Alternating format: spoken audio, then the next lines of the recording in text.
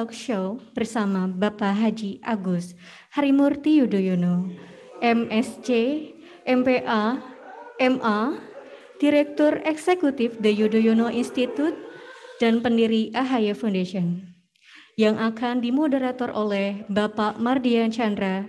Kepadanya dipersilahkan. Baik, Assalamualaikum warahmatullahi wabarakatuh. Waalaikumsalam warahmatullahi wabarakatuh. Baik, peserta didik SMA Diponegoro 1, kembali lagi bersama saya, Mardian Chandra. Pada kali ini, saya akan memoderatori talk show bersama Bapak Agus Harimurti Yudhoyono. Saya bacakan profil singkatnya terlebih dahulu. Nama, Agus Harimurti Yudhoyono, MSc, MPA, MA. Bapak Agus Harimurti Yudhoyono, atau yang lebih populer dengan panggilan AHY, adalah Ketua Umum Partai Demokrat periode 2020-2025 yang dipilih secara aklamasi dalam Kongres kelima Partai Demokrat pada tanggal 15 Maret 2020. Sebelum terjun ke dunia politik, Mas AHY ini berkarir sebagai perwira TNI selama 16 tahun, dengan jabatan terakhir sebagai Komandan Batalion Infanteri Mekanis 203, Arya Kamuning, yang termasuk dalam Satuan Pengamanan Ibu Kota. Lulus dari Akademi Militer tahun 2000 dengan meraih penghargaan Adi Makayasa sebagai lulusan terbaik. AHY terlibat dalam berbagai operasi tempur, baik di dalam maupun luar negeri, termasuk penugasan pasukan perdamaian PBB atau UNIFIL di Lebanon pada tahun 2006 sampai 2007. AHY juga terlibat aktif dalam merancang dan mendirikan Universitas Pertahanan atau UNHAN pada tahun 2009, serta berkontribusi dalam kelompok kerja dalam rencana transformasi TNI. Di sela-sela kesibukannya, AHY terus meningkatkan kapasitas dirinya dengan meraih gelar master dari Nanyang Technological University Singapura pada tahun 2006, Harvard University tahun 2010, dan lulus dari Pusat Pendidikan Infanteri di Fort Benning, USA pada tahun 2011, dan menamatkan Sekolah Staf dan Komando di Fort Leavenworth di USA juga pada tahun 2015. Dan pada tahun yang sama meraih gelar master dari Webster University USA. Sejak masih dinas militer maupun setelah menjadi politisi, Mas AHY ini aktif menuangkan pemikiran-pemikirannya melalui artikel, buku, maupun berbagai forum serta wawancara media. Dan Mas AHY ini memiliki seorang istri bernama Anissa Larasati Pohan Yudhoyono dan seorang putri bernama Almira Tunggadewi Yudhoyono atau yang kita kenal sebagai Aira. Selain membaca, Mas AHY ini juga gemar berolahraga dan bertualang di alam bebas. Baik, kita sapa Mas AHY yang ada di rumah. Halo, Assalamualaikum, selamat pagi Mas AHY. Waalaikumsalam, apa kabar semuanya? Baik, Alhamdulillah. Gitu. Mas AHY sedang berada di mana? Saya sedang di kantor, di Dewan Pimpinan Pusat Partai Demokrat. Oke, baik. Terima kasih atas waktunya Mas AHY untuk bisa sama-sama sharing bersama peserta didik SMA Diponegoro 1 untuk memberikan beberapa motivasi dan mungkin menjadi inspirasi bagi peserta didik SMA Diponegoro 1. Oke, baik. Mungkin langsung saja, Mas AHY, kita mulai talk show pada pagi hari ini. Mungkin bisa diceritakan, Mas AHY, gitu ya, bagaimana kehidupan SMA pada zamannya Mas AHY itu seperti apa sih? Kayak gitu. Jadi teman-teman peserta didik nih bisa menggambarkan, oh sosok Mas AHY itu waktu SMA seperti ini, dan mungkin gaya belajar yang seperti apa gitu ya yang menurut Mas AHY itu baik gitu ya bagi Mas AHY sendiri. Silakan Mas. Iya, sekali lagi saya menyampaikan Assalamualaikum warahmatullahi wabarakatuh. Selamat pagi dan salam sejahtera untuk semua. Semoga kita semua dalam keadaan sehat walafiat. Saya ingin menyampaikan terima kasih kepada SMA Diponegoro 1 yang telah secara khusus mengundang saya untuk berbincang-bincang sebagai salah satu narasumber dalam acara Dipofest tahun 2021. Saya senang karena bisa berinteraksi secara langsung dengan adik-adik pelajar SMA Diponegoro 1 yang tentu juga memiliki cita-cita dan harapan agar bisa menjadi orang yang sukses, yang berprestasi.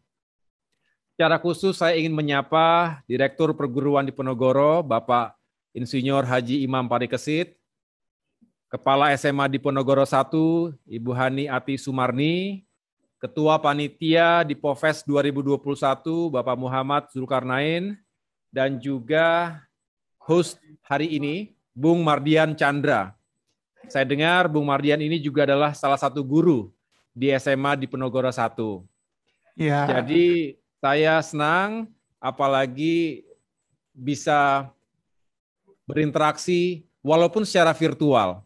Betul. Mudah-mudahan pandemi COVID-19 ini bisa segera berakhir sehingga kita bisa bertemu secara langsung tatap muka. Amin. Karena saya akan lebih senang sebetulnya kalau bisa bertemu secara langsung. Tapi tidak masalah, webinar semacam ini juga adalah sebuah wahana yang sangat baik dan produktif, apalagi di masa yang seharusnya kita memang lebih mengutamakan bekerja, bersekolah dari rumah.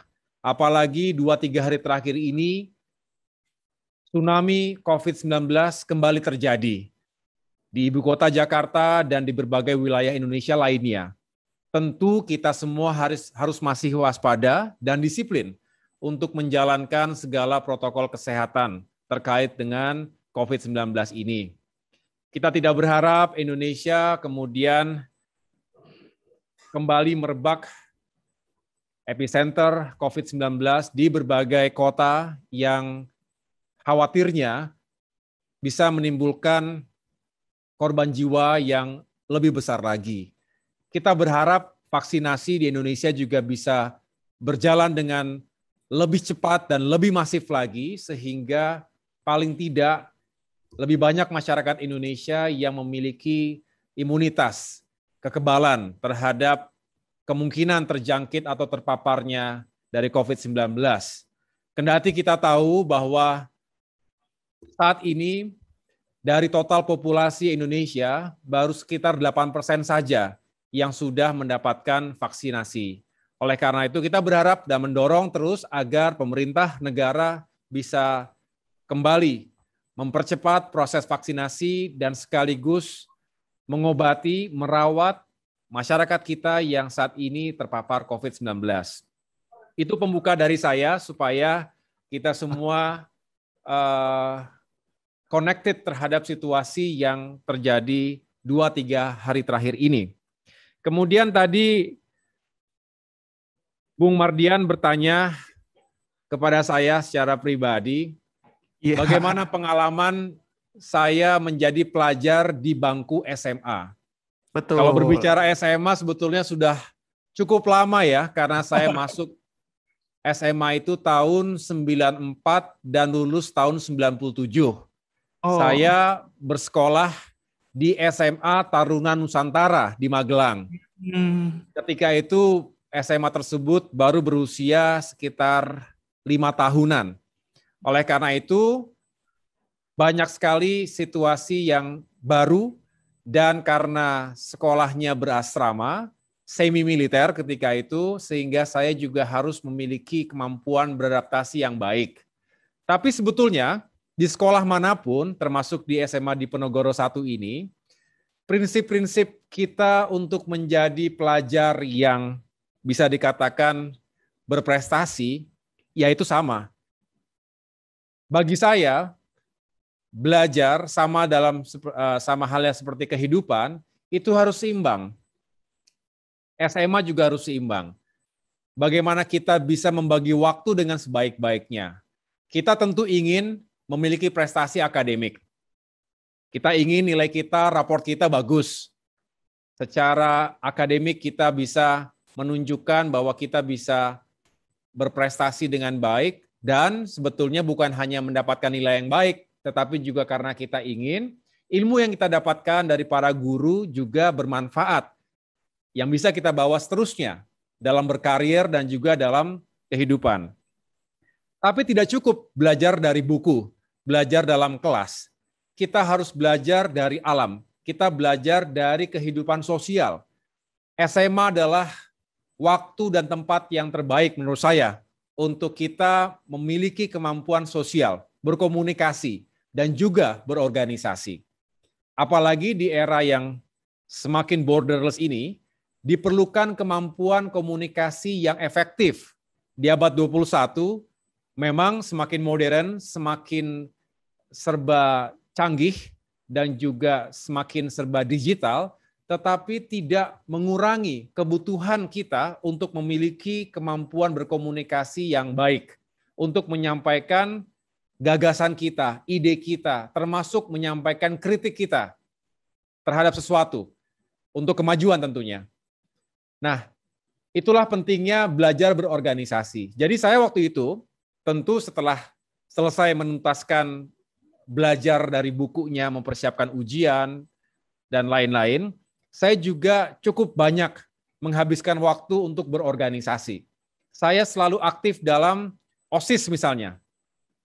Saya menjadi ketua umum OSIS yang tentunya memiliki kesibukan di luar kelas, bahkan di luar sekolah.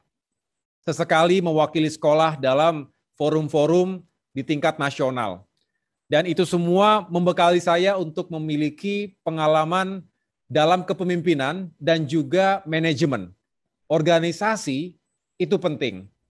Pekerjaan apapun pasti pada akhirnya kita masuk ke dalam organisasi. Lingkupnya walaupun kecil, pasti kita harus menerapkan prinsip-prinsip kepemimpinan dan manajemen. Oleh karena itu, saya juga menyarankan kepada adik-adik para pelajar SMA Diponegoro 1 ini untuk aktif berorganisasi. Nah, yang ketiga, olahraga. Olahraga itu penting. Karena kita ingin, ya kita hidup sehat dan juga bisa melaksanakan tugas-tugas dengan baik. Kalau kita fit, badan kita tentu kita juga memiliki kesiapan untuk bekerja dan beraktivitas.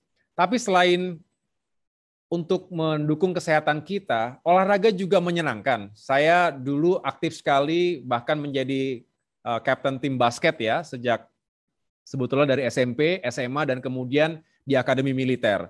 Saya menggemari olahraga yang juga memiliki semangat teamwork, kerjasama. Karena satu pasti akan melengkapi yang lainnya. Kekuatan dari teamwork itu juga sangat menentukan prestasi dalam berolahraga. Oleh karena itu, keseimbangan tadi, pertama belajar untuk membangun kapasitas intelektual, berorganisasi, sekaligus juga untuk menempa kemampuan kita dalam memimpin dan manajemen, termasuk juga membangun karakter yang unggul, pantang menyerah, dan juga ingin mencapai tujuan dengan sebaik-baiknya. Dan yang terakhir, berolahraga. Keseimbangan itu ya termasuk juga sebetulnya dengan seni dan lain-lain. Harapannya kita semua menjadi manusia dan pelajar yang semakin kreatif, semakin siap juga menghadapi bukan hanya ujian, tapi juga tantangan-tantangan dalam pekerjaan dan kehidupan kita. Saya pikir itu yang dapat saya share terkait dengan kehidupan di SMA. Kalau tadi kiat-kiat belajar, kalau saya mudah sih sebetulnya belajar itu ya jangan sampai kita benar-benar jenuh. Harus selalu mencari sesuatu yang menyenangkan. Kalau saya lebih konservatif ya, tentunya dengan buku. Di sini selalu banyak buku, contohnya buku-buku semacam ini, kalau saya belajar itu pasti, kalau yang penting-penting saya kuning-kuningin, saya stabilo. Ya, saya stabilo, jadi saya tahu mana bagian yang penting di garis di bawah garis bawah merah dan lain sebagainya. Saya kasih catatan kecil. Jadi kapan-kapan bisa dibuka kembali catatan itu. Dan membuat saya lebih mudah mengingat karena tidak hanya membaca tapi juga melakukan membuat catatan-catatan kecil tadi membuat saya lebih ingat apa yang saya baca dan saya pelajari. Nah, selain membaca langsung dari buku, yang paling penting juga kalau menurut saya berdiskusi. Jadi saya punya teman-teman diskusi, biasanya kita bagi tugas. Ada 1 atau 2 buku yang harus kita tuntaskan, kita bagi tugas chapter 1 sampai 4 bagian saya misalnya. Kemudian kawan saya chapter 5 sampai dengan 8 dan seterusnya. Setelah itu kita diskusi, saling memaparkan apa yang kita baca dan apa yang kita pelajari. Nah, mudah-mudahan itu juga menjadi tips untuk adik-adik dalam belajar lebih cepat, lebih efektif, dan hasilnya mudah-mudahan lebih memuaskan. Gitu jawaban saya. Oke, baik. Itu ya teman-teman peserta didik gitu ya. Beberapa tips dan gaya belajar dari Mas AHY gitu ya. Tadi membaca lalu menandai gitu ya. Mungkin bisa dengan stabilo atau yang teman-teman suka. Lalu juga bisa untuk ini ya, melakukan metode jigsaw gitu ya. Jadi membagi bahan-bahan gitu lalu didiskusikan bersama.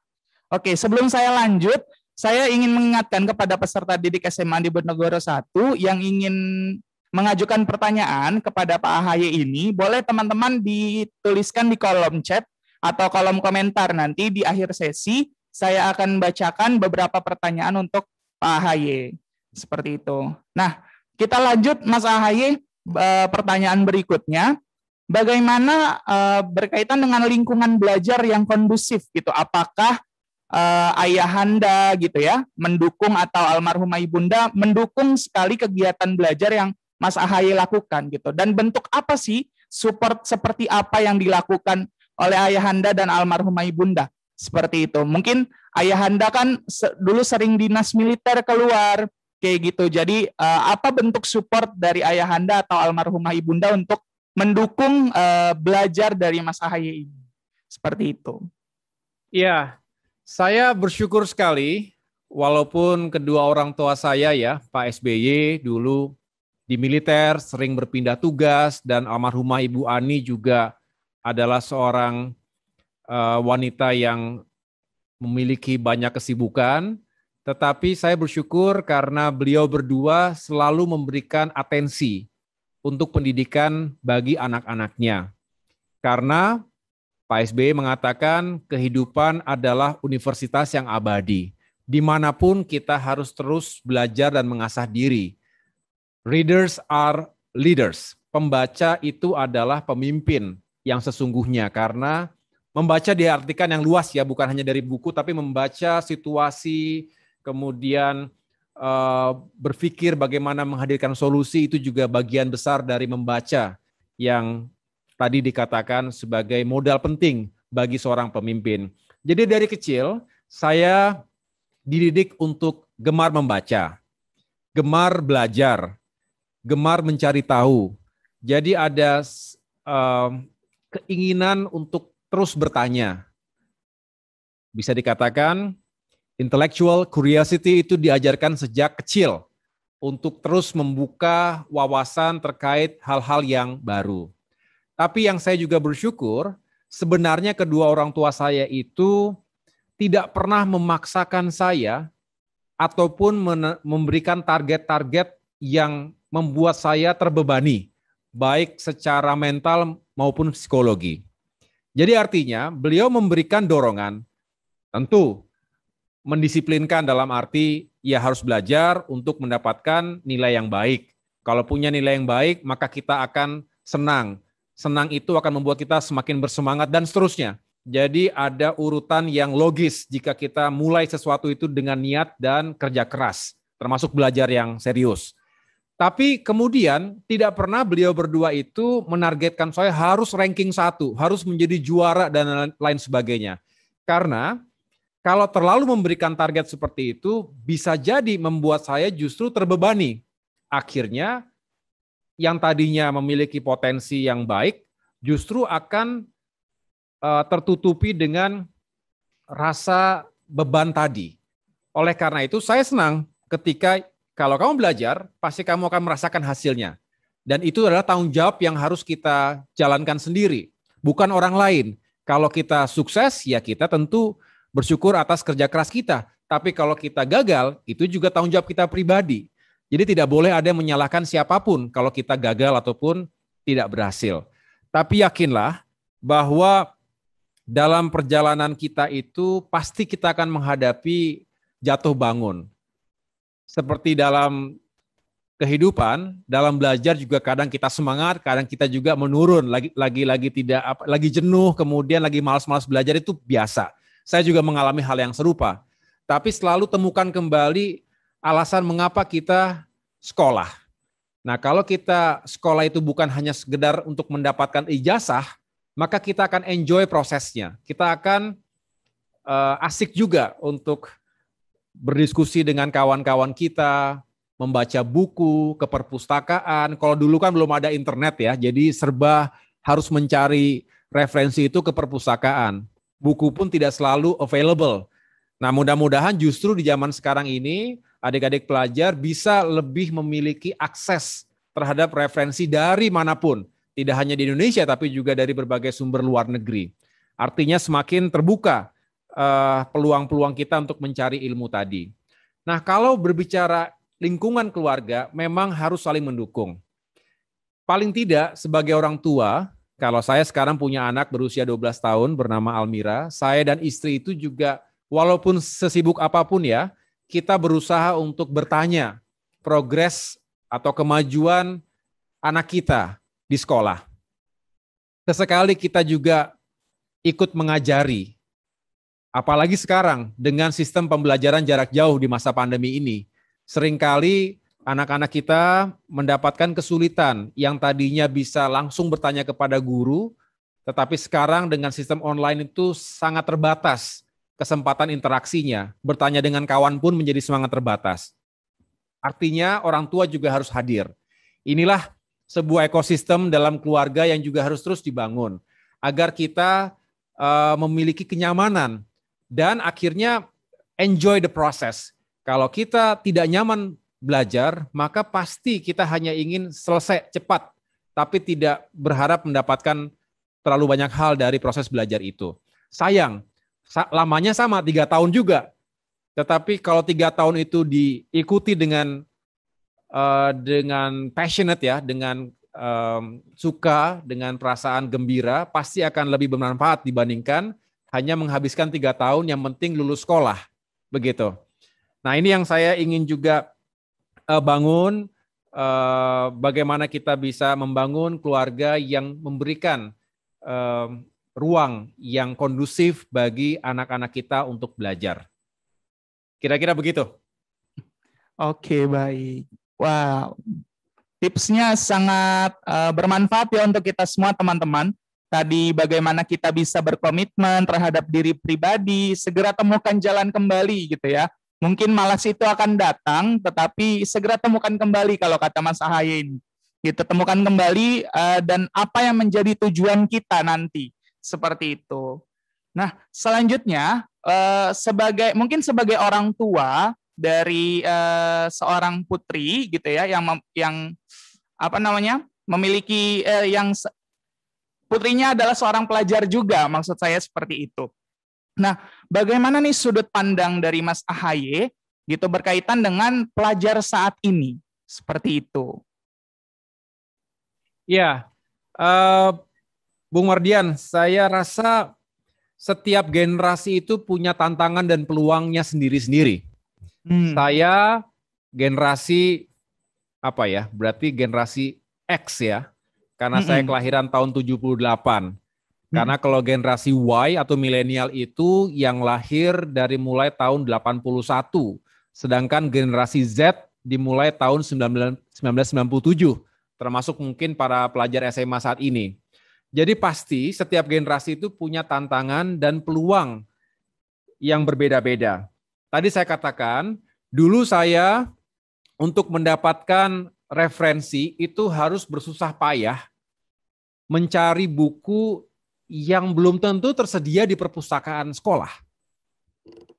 Kita harus benar-benar menunggu bertemu dengan guru secara langsung untuk bertanya jika ada soal-soal yang tidak bisa kita kerjakan dengan baik. Kita harus ketemu teman, mencari waktu untuk belajar bareng, untuk mengerjakan proyek atau tadi berdiskusi.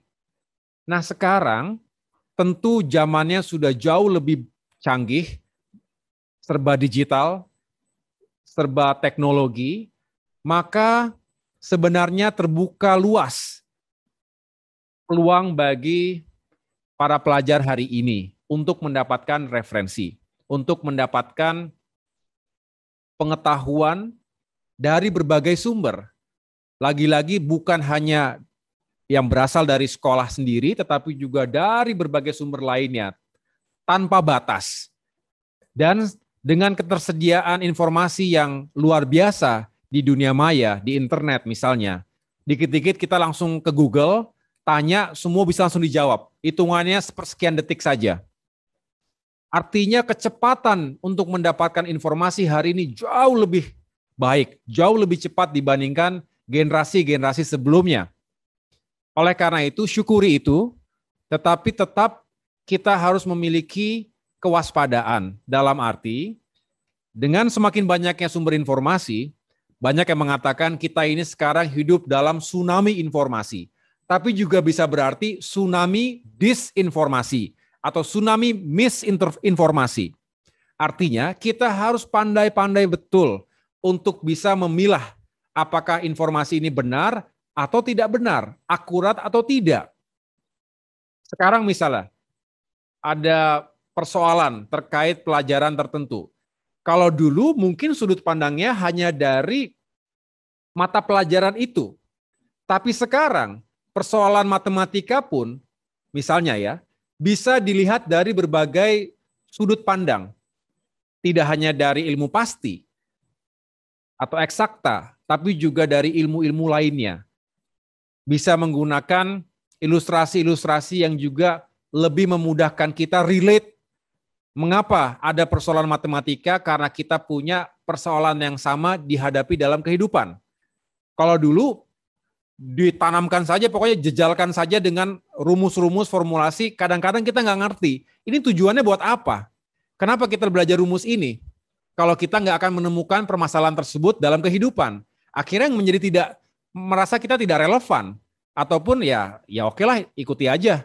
Tapi kalau kemudian saat ini saya lihat, segala permasalahan itu dikembalikan kepada permasalahan dalam kehidupan kita ataupun hal-hal yang bisa kita temui dalam kehidupan.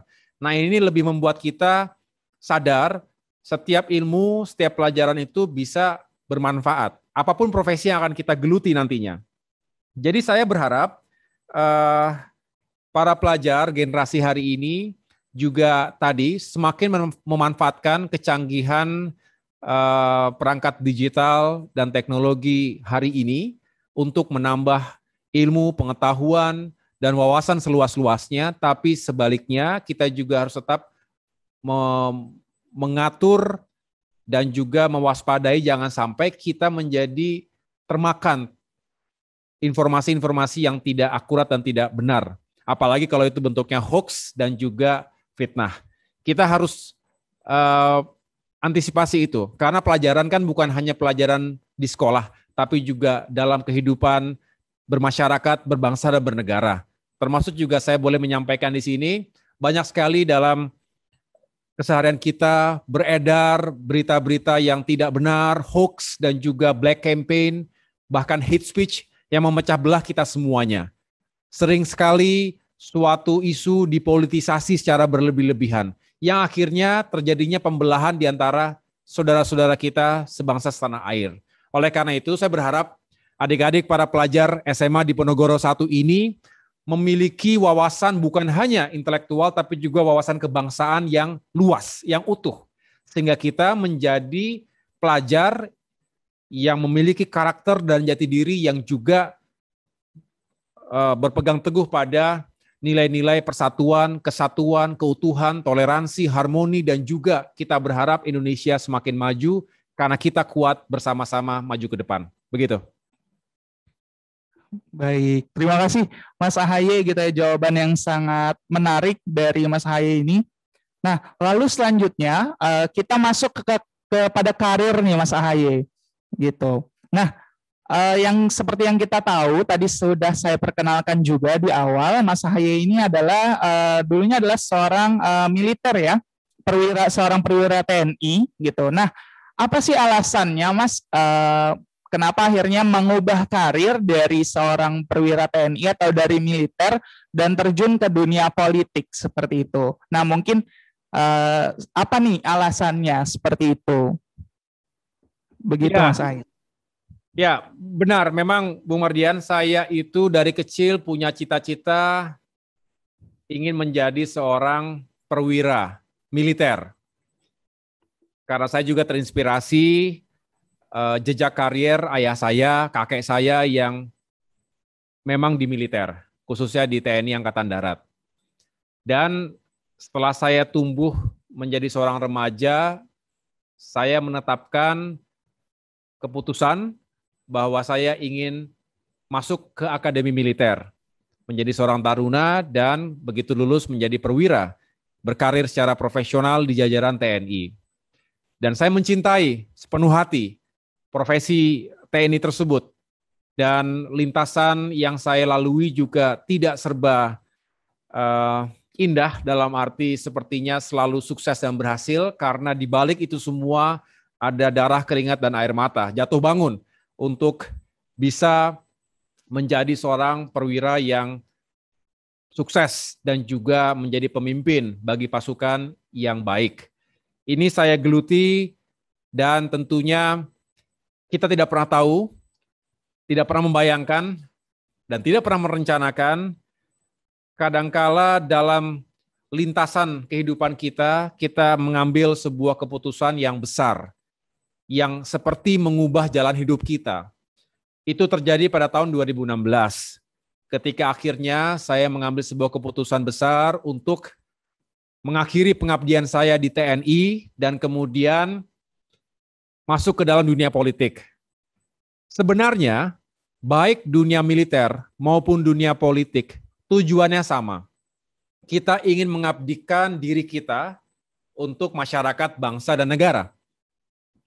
Tetapi yang berbeda, kalau di militer, itu memang harus mengikuti jenjang karier atau hierarki yang begitu strict, step by step. Dan tentunya dalam lingkup profesi militer. Sedangkan dalam politik, itu sebenarnya memungkinkan atau terbuka ruang yang luas bagi siapapun, termasuk saya, untuk melakukan akselerasi, percepatan-percepatan untuk pengabdian juga. Saya kembalikan kepada tujuan akhirnya adalah mengabdi bagi masyarakat, bangsa, dan negara. Nah, dalam dunia politik, tidak terlalu mengukur hierarki yang kita kenal, misalnya dalam dunia birokrasi dan juga militer. Kita memiliki peluang-peluang atau momentum-momentum yang bisa kita gunakan untuk melakukan percepatan-percepatan. Tidak saya sangka di usia yang relatif muda, bahkan dikatakan saya adalah sebagai ketua umum partai politik yang termuda hari ini, itu juga karena proses percepatan-percepatan tadi. Saya syukuri, walaupun saya tidak mengatakan shortcut itu baik, tidak ada shortcut dalam kehidupan. Kita harus jalani. Setiap ujian, tantangan, permasalahan harus kita hadapi dengan tabah, dengan tegar. Saya juga menghadapi berbagai cobaan dalam politik. Mungkin teman-teman ada yang mengikuti beberapa saat yang lalu ketika saya menghadapi ujian atau prahara yang serius terhadap kedaulatan dan eksistensi Partai Demokrat. Saya tidak ingin mengajak lebih jauh pembicaraan ini menjadi pembicaraan yang politis sifatnya. Saya ingin menyampaikan bahwa di dunia politik saya bisa mengerjakan banyak hal dan bisa langsung menyentuh masyarakat. Karena hari ini paling tidak lebih dari 10 juta orang yang menjadi konstituen partai kami, dan kami bisa memberikan perhatian secara langsung, termasuk memberikan bantuan-bantuan kepada masyarakat yang sangat terdampak COVID-19 hari ini. Kami juga bisa menyuarakan aspirasi rakyat. Itulah mengapa saya aktif melakukan kunjungan ke berbagai daerah di Indonesia. Alhamdulillah saya sudah mengunjungi 34 provinsi se-Indonesia, ratusan kabupaten dan kota, bertemu dengan ribuan kalangan, baik itu mereka yang berprofesi sebagai petani, nelayan, para pedagang kecil, buruh, pelaku UMKM, guru, termasuk juga kalangan kampus, ya, mahasiswa dan generasi muda pada umumnya. Saya juga bisa mempelajari lebih dekat lagi permasalahan-permasalahan yang ada di masyarakat kita. Tentunya setiap daerah memiliki karakter dan keunikannya tersendiri. Jakarta punya masalah yang tidak sama dengan masyarakat Aceh misalnya, atau masyarakat Papua. Tetapi semua itu bisa kita simpulkan bahwa pada akhirnya kita ingin terus menjadi bagian dari solusi, karena kita ingin Indonesia semakin baik, semakin maju ke depannya, tanpa melihat dari mana kita berasal.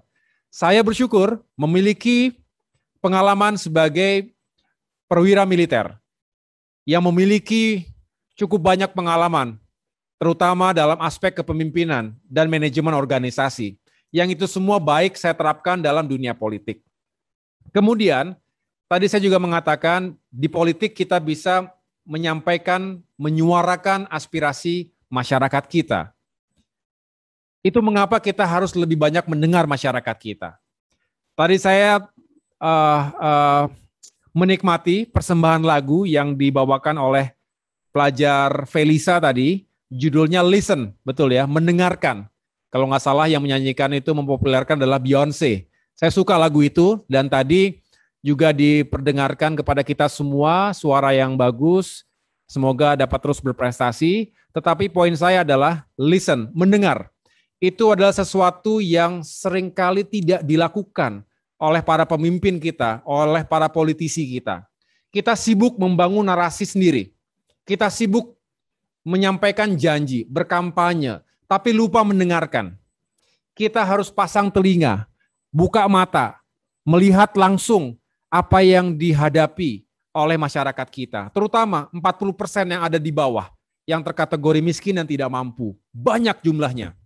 Yang kehilangan pekerjaan, yang daya belinya merosot, yang anak-anaknya sakit, sulit bersekolah, dan banyak lagi kaum perempuan, kaum ibu-ibu yang juga menghadapi kesulitan dalam kehidupan sehari-harinya.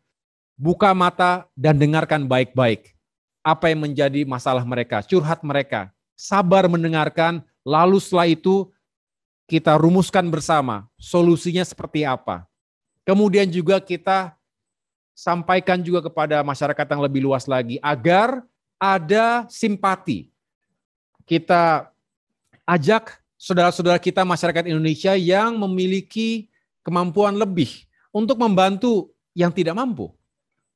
Sebaliknya, kita juga berharap masyarakat yang tidak mampu juga memiliki solidaritas di antara kita semua agar kita kuat bersama-sama menghadapi permasalahan dalam kehidupan di negeri ini.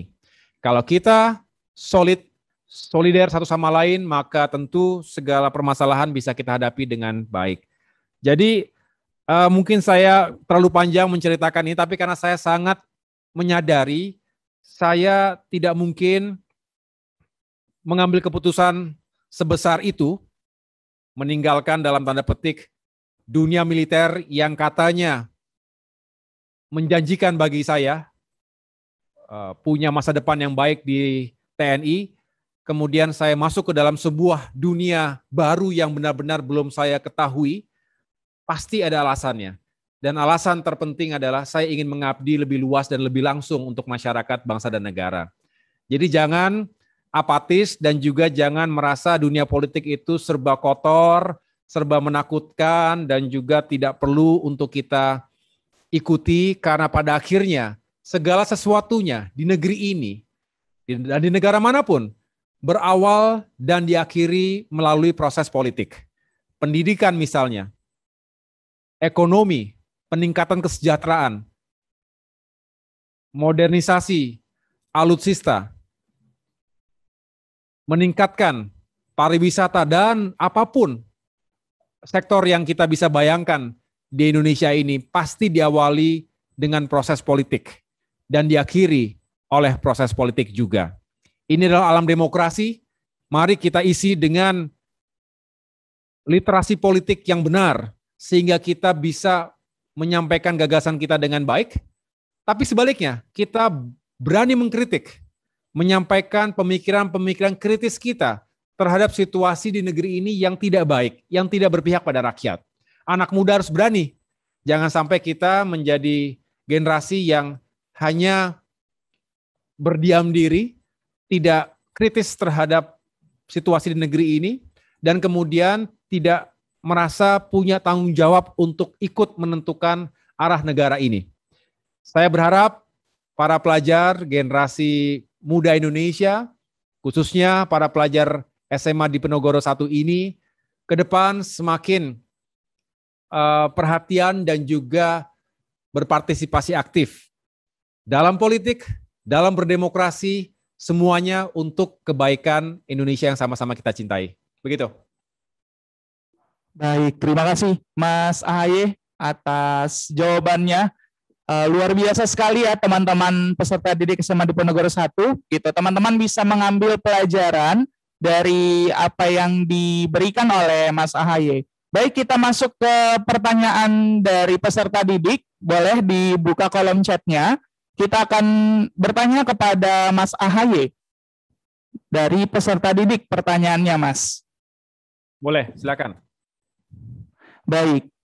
Oke, ada dari Raka. Dulu yang Pak AHY lakukan sehingga mendapatkan Adi Makayasa itu apa? Oke. Mungkin itu, Mas AHY. Langsung saya jawab ya. Boleh, silakan Mas AHY. Raka, terima kasih pertanyaannya. Jangan-jangan Raka pengen jadi tentara juga nih. Pertanyaannya spesifik ya. terkait Adi Makayasa. Bagi yang tidak familiar dengan Adi Makayasa, saya ceritakan sedikit. Adi Makayasa itu adalah sebuah bintang yang diberikan, dianugerahkan kepada lulusan terbaik setiap tahunnya. Pendidikan di Akademi Militer itu berlangsung selama 3,5 sampai 4 tahun, dan setiap angkatan itu ada lulusan terbaik. Dan dari Presiden Republik Indonesia dianugerahi bintang Adi Makayasa. Adi Makayasa itu sendiri terdiri dari 3 aspek utama yang dilihat atau diikuti dari mulai ia masuk ke Akademi Militer sampai dengan lulus menjadi seorang perwira. Jadi dari tahun pertama sampai dengan tahun terakhir itu selalu diikuti dan juga nanti dipertimbangkan apakah seorang taruna berhak mendapatkan atau layak mendapatkan bintang Adi Makayasa. Masing-masing baik darat, laut, udara itu juga ada Adi Makayasanya masing-masing. Nah, intinya adalah bagaimana dalam 3,5 sampai 4 tahun pendidikan di Akademi Militer itu kita bisa berprestasi di 3 aspek utama. Yang pertama adalah akademik atau intelektual. Nilainya akan terus diikuti dari tahun pertama sampai dengan terakhir. Yang kedua adalah aspek mental dan kepribadian. Itu juga terkait dengan bagaimana kita aktif berorganisasi, bagaimana kita sebagai pemimpin dan juga berkawan, termasuk bagaimana kita menghadapi berbagai ujian dan tantangan itu dengan mental yang kuat dan kepribadian yang matang. Dan yang terakhir yaitu aspek jasmani atau fisik. Di situ juga dinilai apakah kita memiliki keunggulan ataupun prestasi di bidang fisik atau jasmani tadi. Jadi 3 aspek itu, kebulatan 3 aspek itu yang terus dinilai dan pada akhirnya setelah melewati sidang yang panjang, ditentukanlah setiap angkatan itu ada lulusan terbaik yang mendapatkan bintang Adi Makayasa tadi. Nah, di antaranya saya mendapatkan penilaian yang cukup baik ketika saya mendapatkan amanah ataupun dipilih sebagai Komandan Resimen Korps Taruna. Itu seperti ketua senat lah kalau di kampus-kampus universitas. Jadi saya selama 1 tahun lebih memimpin Resimen Korps Taruna yang meliputi tingkat paling bawah sampai dengan tingkat paling senior. Disitulah diuji leadership saya, kemampuan saya untuk mengatur ataupun managerial kompetensi selama memimpin tadi, diharapkan bisa menunjukkan karakter sebenarnya. Dan situlah salah satu nilai terbesar saya mendapatkan Adi Makayasa. Saya doakan siapa Raka tadi ya, yang bertanya tadi, saya doakan kalau benar-benar masuk ke Akademi Militer atau menjadi seorang taruna, bisa berprestasi dan pada akhirnya mendapatkan bintang Adi Makayasa juga. Amin. Baik, terima kasih Pak Ahaye atas jawabannya. Kita masuk lagi ke pertanyaan yang ada di kolom chat. Dari Raffi Ari. Pak Ahaye, apakah waktu kecil Bapak masih sempat bermain permainan tradisional? Nah, jenis permainan apa yang suka Bapak mainkan? Terima kasih Pak, dari Raffi Ari, 11 IPS 2. Boleh Pak Ahaye dijawab gitu. Dulu waktu kecil suka main apa nih? Saya termasuk yang beruntung karena terlahir pada masa yang kita masih cukup sering bermain dengan kawan-kawan ya, permainan tradisional atau olahraga tradisional. Mungkin zaman sekarang, anak-anak zaman sekarang sudah tidak tahu sama sekali atau paling tidak ya hanya mendengarkan tapi tidak memainkan permainan tradisional tersebut. Dulu saya senang bermain galasin misalnya. Itu di sekolah, pasti setiap jam istirahat atau pulang sekolah kita bermain galasin. Galasin itu ada lapangan kecil, kemudian ada garisnya, terus kita lari dari ujung ke ujung untuk bisa melewati rintangan yang yaitu dijaga sama lawan kita begitu. Kemudian ada juga permainan benteng. Benteng juga seru. Kita misalnya menggunakan tiang listrik atau pohon ya, kita anggap itu sebagai benteng yang harus kita pertahankan. Kemudian ada dua kubu, ada dua tim yang saling mencoba untuk merebut benteng yang lainnya. Itu juga seru sekali.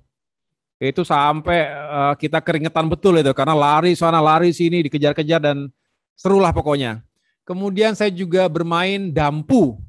Dampu itu pakai batu ya, pakai batu kemudian disusun batunya terus kita lempar terus sampai dengan bisa menghancurkan batu-batu tersebut. Kemudian main kelereng. Kemudian main gambaran. Macam-macam, pokoknya macam-macam yang semua itu menyenangkan. Karena dulu nggak banyak hiburannya. Dulu belum banyak video games, baru masuk itu akhir-akhir ada Nintendo lah, Sega, Nintendo begitu-begitu, tapi itu belakangan. Tapi sebelumnya kita sangat menikmati permainan tradisional. Mudah-mudahan permainan-permainan tradisional ini masih bisa dipertahankan paling tidak setiap event atau ajang 17 Agustusan. Sehingga nggak hilang sama sekali dari masyarakat kita. Baik. Gitu. Baik Mas Ahaye, terima kasih. Ternyata sama ya, waktu kecil mainnya galasin, bentengan gitu ya teman-teman. Baik, sebagai penutup Mas Ahaye, pertanyaan terakhir, adakah motivasi positif untuk siswa atau peserta didik SMA Diponegoro 1 dan juga bagi para guru, Bapak Ibu guru, agar selalu untuk terus berjuang memajukan Indonesia untuk masa depan yang lebih baik gitu. Jadi mungkin ada sedikit motivasi untuk kami para guru atau siswa-siswi untuk sama-sama nih gitu, bukan dari segi pendidikan mungkin untuk sama-sama memajukan Indonesia. Seperti itu Mas Ahaye. Ya. Pendidikan itu pilar utama. Saya sejak tahun 2012, saya masih aktif di TNI ketika itu, sudah aktif menggelorakan semangat Indonesia Emas 2045. Kemudian saya juga sebetulnya sebelum COVID itu sangat aktif berkeliling ke berbagai kampus di tanah air. Saya sudah pernah menyampaikan kuliah umum, misalnya di Universitas Syah Kuala, Unsyah di Aceh, di ujung barat Indonesia, sudah juga pernah menyampaikan kuliah umum di Universitas Cendrawasih, ujung timur Indonesia di Papua. Dan banyak lagi kampus-kampus, bukan hanya kampus-kampus besar, tapi juga berbagai kampus lainnya di berbagai penjuru Indonesia. Sama, saya ingin menggelorakan semangat dan cita-cita mimpi besar bersama kita sebagai bangsa, Indonesia Emas 2045. Indonesia menjadi negara yang maju, negara yang sangat dihormati oleh dunia di abad ke-21 ini. Kita bisa. 2045 bukan hanya sebagai tahun yang keramat, tahun yang sakral karena 100 tahun sejak Indonesia merdeka di tahun 1945. Tetapi kita harus optimis dan punya mimpi besar. Kalau kita bekerja keras, sungguh-sungguh, maka Indonesia benar-benar bisa menjadi negara maju yang semakin aman dan damai, semakin adil dan sejahtera, semakin maju dan mendunia. Itu definisi Indonesia Emas yang saya sampaikan di berbagai kesempatan. Mari kita sama-sama memiliki mimpi besar semacam itu. Nah, menuju ke sana tentu bukan hanya mudah dikatakan saja, tetapi perlu kerja keras yang luar biasa. Kita ingin menjadi negara yang memiliki daya saing yang tinggi. Dan untuk memiliki daya saing yang tinggi, tidak bisa kita meninggalkan kepentingan kita untuk terus memajukan dan mengembangkan sumber daya manusianya. Banyak yang mengatakan Indonesia itu adalah negara yang kaya raya, yang memiliki sumber daya alam yang melimpah dan lain sebagainya. Tapi ingat, adik-adik sekalian, sumber daya alam, karunia Tuhan yang Maha Kuasa, Allah Subhanahu wa Ta'ala, itu tentunya tidak bisa kita anggap akan ada selamanya. Ada keterbatasan, ada batasnya. Makanya dikatakan bahwa sumber daya alam itu bisa habis. Bukan sifatnya unlimited, tetapi limited. Bisa habis. Bumi kita semakin tua. Penduduk kita semakin banyak. Hari ini kita ada 270 juta orang. Tahun 2045 mungkin kita sudah jauh semakin banyak lagi. Padahal buminya tetap sama. Sumber daya alamnya terus kita kuras. Pada akhirnya akan habis. Paling tidak akan menipis.